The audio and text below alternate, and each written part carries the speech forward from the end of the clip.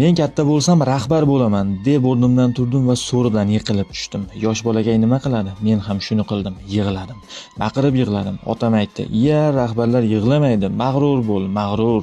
Shunda ham yupanmadim. O'tib ketayotgan suratkashni to'xtatishdi va suratga tushdik. Buni qarangki, bitta surat bilan ovundim. Yana kulishni va yana o'sha men boshliq bo'laman degan gapni aytishga tushdim. Yillar o'tib futbol atalmish maysazor diqqatingni tortadi. O'yinlari turfa, jamoalarning ko'pligini qarang. Hammasi alohida dunyo. Futbolchi bo'lish uchun intilasan, shashtingni ko'rib temirlar sinadi, toshni yorasan, lekin oddiy qog'oz seni to'xtatib qoladi.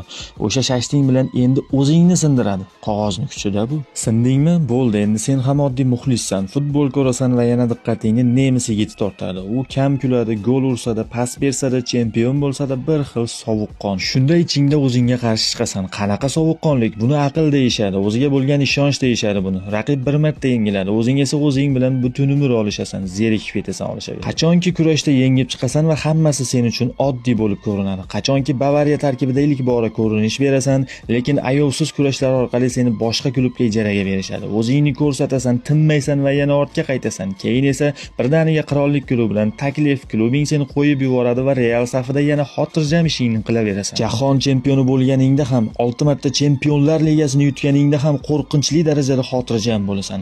Ketar paytingda ketaman deysan u ketasan. Pozitsiyamda yoshlar bor. Ular men kabi boshqa jamoalarda ijarada sarson bo'lmasin. Men o'rnimni bo'shataman deysan u ketasan.